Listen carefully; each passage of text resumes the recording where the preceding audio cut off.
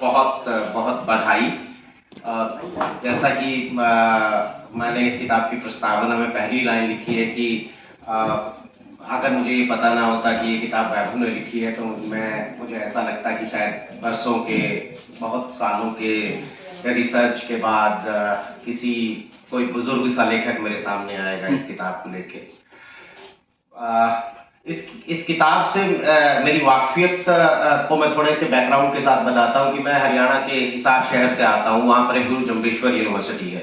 गुरु जम्बेश्वर 15वीं शताब्दी के एक संत, एक स्पिरिचुअल फिगर हैं जो एनवायरनमेंट के भगवान के तौर पे जाने जाते हैं।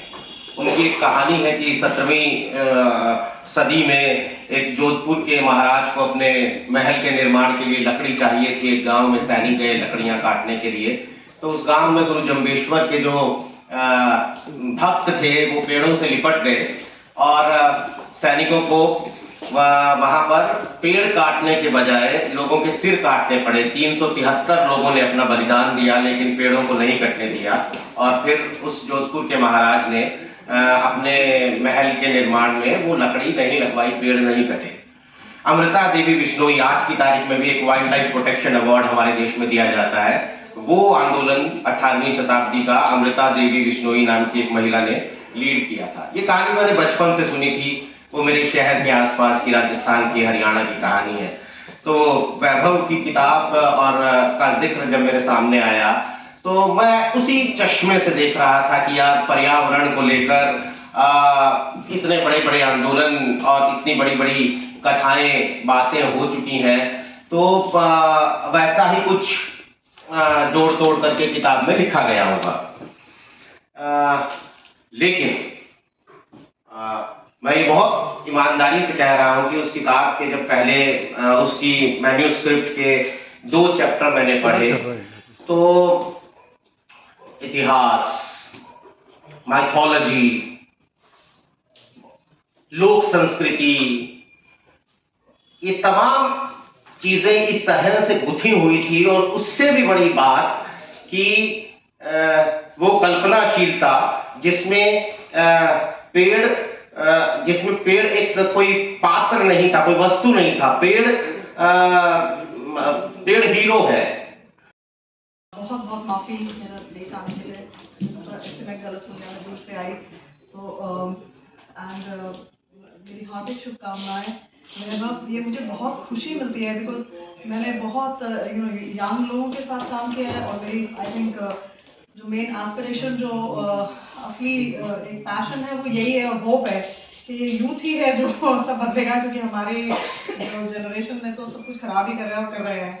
So it gives me great happiness and pride जब यूथ ऐसे वैभव जैसे यंग बच्चे आगे आते हैं और इतना बढ़िया, इतनी यंग एज में he's written a book that is just amazing. In fact कल मुझे इमरजेंसी में मुझे जाना पड़ा, मैं फादर की तबीयत खराब थी तो मैं वहीं रह गई। मैंने सोचा था कल मैं आई थिंक आधी से ज़्यादा बुक मेरी रहती थी, तो मैंने तभी रिक्वेस्ट किया वैभव को मुझे प्लीज़ वो मैं लेके जाना भूल गई, मुझे सॉफ्ट कॉपी भेजो। And it was such a pleasure, क्योंकि पेड़ एक ऐसी चीज़ है जो हम बात बहुत कर रहे हैं। जैसे अभी भी कहा अपने ट्री प्लांटेशन एक ना दिमाग में बनी हुई है चीज़ कि आप बचपन में भी स्कूल में भी करा देते हैं, चाहे कोई लोकल पॉलिटिशियन भी आता है तो ट्री प्लांटेशन कर देते हैं। तो बचपन भी जो पेड़ के साथ हमारा। सबको सबसे पहले गुड इवनिंग। थोड़ा लेट हो गया है, ज़्यादा समय नहीं है। आज हम लोग वैभव की दूसरी किताब के विमोचन के लिए यहाँ पे जुटे हुए हैं। पहली किताब वैभव ने जो लिखी थी वो अपनी स्कूल लाइफ के बारे में लिखा था।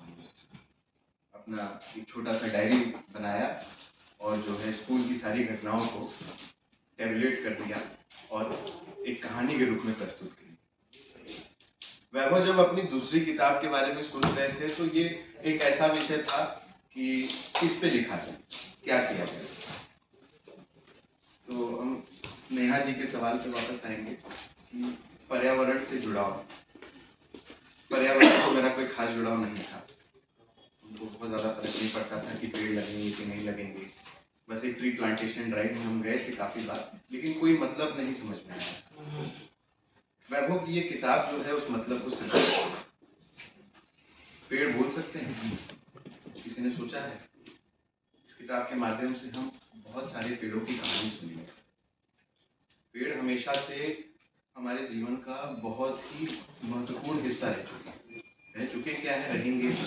अगर पेड़ नहीं रहेंगे तो जिंदगी नहीं रहेगी, और जिंदगी नहीं रहेगी तो हम नहीं रहेंगे, समाज नहीं रहेगा। तो वैभव की किताब पे एक ही बात बोलेंगे कि अगर आप इसको पढ़ेंगे तो कुछ ऐसी चीज़ों के बारे में जानकारी होगी जो कि जैसे अशोक है, अशोक का पेड़ हर जगह मिलता है, लेकिन उसके बारे में आप विकिपीडिया पे भी बहुत ज़्यादा नहीं मिलेगा।